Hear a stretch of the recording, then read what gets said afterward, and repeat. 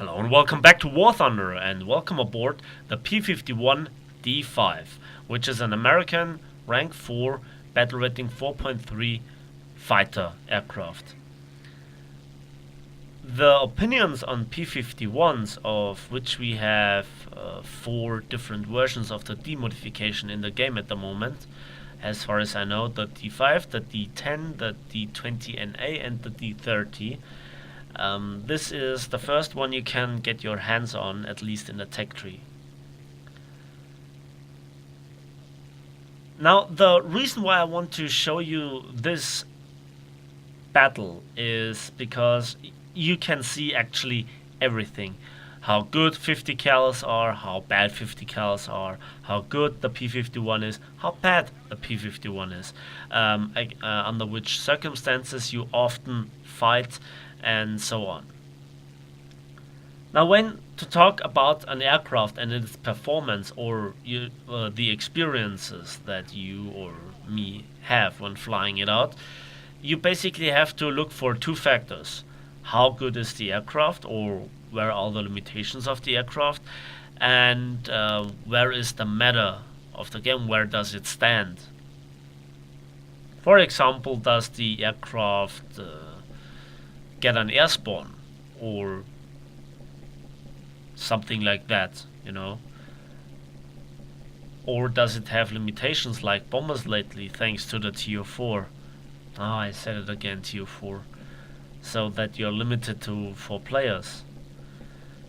And I think all the bad things that you can possibly have on a fighter come together in the P-51. It is a boom and zoom fighter, which is the most challenging to handle. Let's be honest. It has disastrous low speed capabilities. It has disastrous stall characteristics. It is one of the last aircraft series in War Thunder that really has to fight the instructor really hard. We will see one scene later on in the battle, and also you get let down by your teams. Now let's just watch the attack on this Me-410. And that was the nicest shot I had in weeks. So, and then I spot 2 fighters a bit above me, but I have a lot of speed in the bank, and so I'm directly attacking the Bf-109. I could dive away, and this is, the second argument part, the teams. And you could argue about American teams what you want, but American teams love to take out the maximum amount of bombers. In this case, 4 bombers are not unusual. And so purely by fighter numbers, you're mostly outnumbered against the Germans and also the Japanese. Against the Russians, well, even their bombers count as fighters, to be honest. Jokes aside, they love to use more and more bombers lately. The premium B-25, the P-8, those are aircraft that you see on a regular basis on the Russian side. But even then, every aircraft has disadvantages and advantages, which I tried to mention now before. The P-51 is a dedicated boom and zoom aircraft. That means it has the capabilities of going very fast in a straight line, and the P-51 especially got really famous for being the American long-range high-altitude escort fighter in the Second World War. Here in War Thunder, however, it fights under completely different odds or circumstances than P-51s in the Second World War fought. The P-51s mostly had the altitude advantage. They had the better trained pilots, especially in the later stages of the war. They often outnumbered, or mostly outnumbered, the German fighters, of which the pilots were mostly more and more unexperienced, especially in the later stages of the war. And yeah, those were highly trained young pilots. They were trained by experienced pilots, and the Germans and the Japanese never did this. So at the end of the war, both Germany and Japan suffered from having a lot of young but unexperienced pilots. What does this have to do with the game? Well, funnily enough, the situation is reversed here in the game. A lot of the people that I know which fly really good with their aircraft, they mostly use either Japanese or German aircraft. The Germans because they have a lot of style, and also the Japanese because they are really easy to fly, at least 95% of the fighter planes. And then, as a boom and zoom fighter, the P-51 has also 650 cals. Now, about 50 cals, I told you guys a lot, but for a boom and zoom fighter, 50 cals lag a little bit the boom. Yes, you shot me killing this Me-410 with a single burst, but was that RNG? Was that luck? Is that always the case, or is the Me-410's damage model really obsolete or bad, to be honest? From just one example, you can't tell. But throughout all the battles, I have to say 50 cals are not that convincing. Yes, you crit stuff. Yes, you shot control surfaces. But until the enemy is dead, first of all, he's still in controls of the gun. He also might get stolen from you by another one, especially British aircraft love to put some 20mm rounds in a dying aircraft to get the kill, and you don't get too much kills or too many kills in the first place in your American P-51. You get basically outclimbed by your enemy, outturned all the time. Yes, you can run away, but at the end of the day, what you have left is less energy than the enemy, and he just can you push down to, especially the Russian aircraft, they can push you down to altitudes where their aircraft are even more good at performing. And so after all, I really have to ask myself, where is the place for the P-51? Now, relatively equal fighter to the P-51 would be the P-47, and I actually love my D series of the P-47, but the P-51 I never could make it work on a regular basis. And there I critted the tail of this Focke-Wulf 190. Is he now dying? Doesn't look like that. So I have to follow him. I have to give up altitude, energy. What do you want? I wanted to make a P-51 video for a long time, and I never got good footage. I always wanted to show you good footage so I could back up on it and say, hey look, I managed to have a good result. I know what I'm talking about, but this is the exception, and so on, because I always had the same opinion on P-51s. By the way, P-51s are also really horrible arcade fighters. Bf-109s, Focke-Wulfs, Spitfires, even Zeros are great arcade fighters. But P-51s, they were really bad in arcade. How they are in realistic, in comparison, they are not too different from their arcade performance. They die too easily, they don't have any kind of survivability, their firepower is nothing special, in fact it is the worst in the game. That's the truth, you know. Try to shoot down bombers. Yeah, you have difficulties. You might set them on fire, but that's about it.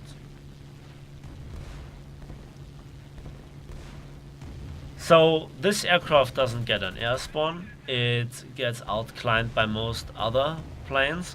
Side climbing is also pretty difficult, as you know, when the enemy also decides to climb, you haven't gained any real advantage.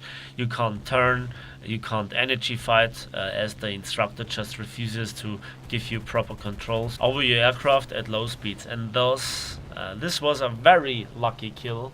I could have easily died there if RNG would have been with the Focke-Wulf pilot. And at the moment it doesn't look too bad. We are in the late game stage and we try to find the enemy. One of them is a bomber, one of them is a Focke-Wulf 190, which you can see here in the front.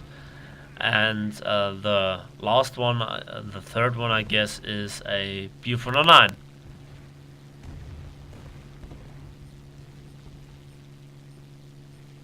Overall, the P-51 just can't get any positive review from me.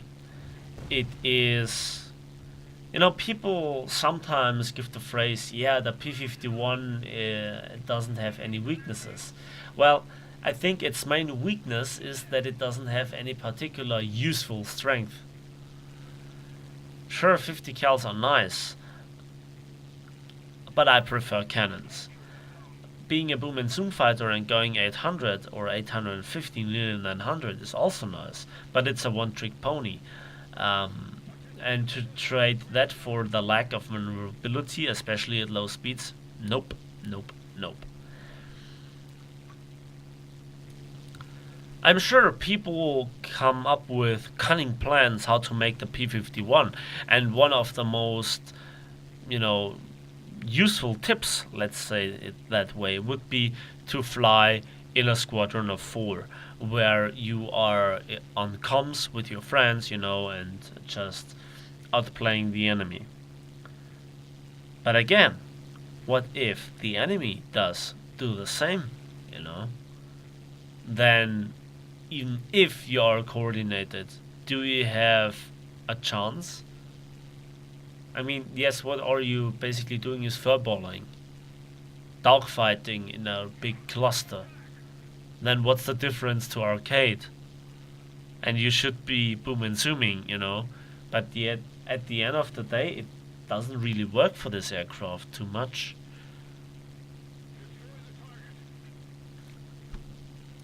But let's shame a little bit more the American teams. I always wondered why German teams a few patches ago were so successful and still are really successful. Well, it has to do with with two things. First of all, a lot of good pilots with a lot of discipline and, you know, flying in teams are flying the Germans. They offer good all-around capabilities, especially decent climb rate, decent firepower, and even a bit of maneuverability. Jokes aside, you know, those aircraft are not bad. Same goes for the Japanese, the British, and the Russian aircraft. But I think, you know, it's really the Japanese and the Russian aircraft that decided amongst each other. Yes, the Americans have the fantastic Bearcat, and if you call it beer can or whatever, it doesn't matter. You know what I mean, the F8F series. Even the machine gun versions are not bad. Or the machine gun version. You know, American teams love to fly their bombers. Then you are outnumbered against enemy fighters that are higher than you, have more energy, more speed, are more maneuverable, and even outgun you. Yeah, that's a lot of fun, to be honest. The next thing would be that you have always a lot of selfish acting guys. Because just kills pay bills, right? And teamwork is not really advertised within War Thunder. But it is what it is. What can you do? Now yesterday there was also, or today rather, there was a quite significant change to all the P-51D series at least, and that has to do with the engine overheat. Now, yesterday I also tried to record a few good games, but I just simply couldn't. After a while the engine was overheating and I had a lot of difficulties, bringing it back in line, and even then I couldn't use the web anymore, which is, necessary for this aircraft. So the lack of performance, then the amount of players that play this aircraft mostly, together with my overall experience, and the pure fact that this is one of probably the best ground strikers in the game, well, it lets the P-51 rot in the dust, to be honest. Overall, to make this plane work, there are too many ifs, or what if, or maybes, in the line of argumentation, to really make this work reliably. This plane, again, can't do anything that others planes can't do as well, or maybe do even better. And it doesn't matter which battle rating you give this aircraft, as long as the low speed handling is as bad as you can see here. I'm dead in the air. I'm fully whopping. I try to get my controls back, but it just doesn't work. And to sum it up, I personally don't find any pleasure in playing this aircraft. If I want to go for a premium aircraft, I wouldn't buy the P-51s. I think there's just one available at the moment of the D series in the premium shop. I think it is the D20 NA, right?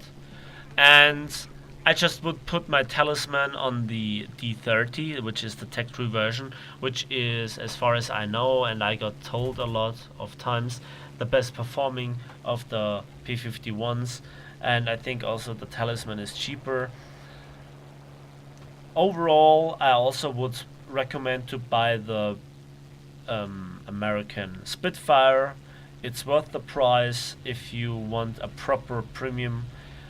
You also could go for the Focke-Wulf 490A8, as it offers massive head-on firepower together with a decent performance.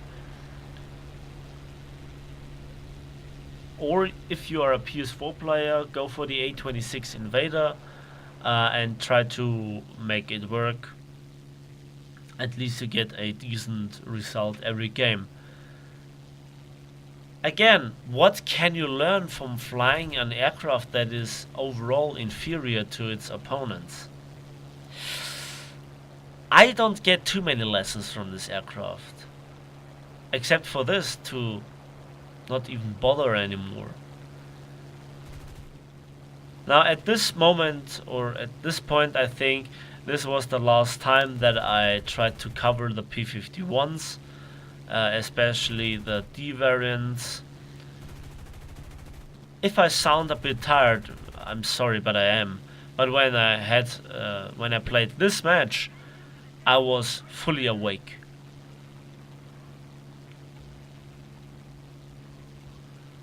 Now here I'm trying to get away desperately from this Bf-109.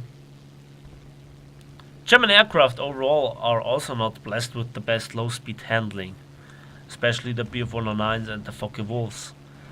But against the P-51, I would take the Bf-109 any day of the week. At this moment there is nothing else for me to do than to run away. And it was not a steep dive, it was not a long dive, so I just could make around 540 kilometers an hour. And then a guy in the Corsair calls me out and said that I should try to survive until he comes in. And that's the call for me. This is my opportunity to land.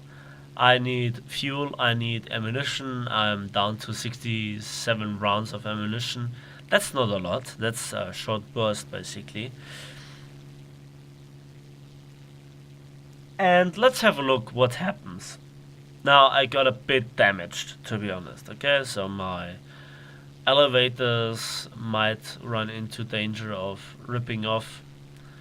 Also my right wing really received a hammering. So I slow down. I eventually release the landing gear and also the landing flaps. And let's just see how I do this landing, because it's rather funny.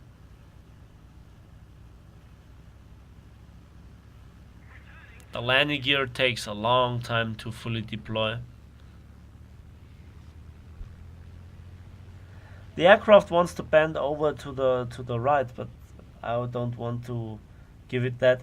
I bounce a little bit, and then I had no chance of getting control back on this aircraft. I crash both wings off, a rip off, and of course I don't get a repair. So that's the battle for me. Let's have a quick look at the post-battle result screens. And sorry Gaijin, I don't want a 10% discount on the M46 Tiger. So, for 4 kills and 2 critical hits, I got 53,000 silver lines and just under 6,000 research points for the next aircraft to research. The result was for a loss, so don't be too surprised. But overall, that's it for today. Thanks for watching, thanks for listening. Let me know in the comment section what you think about the P-51s.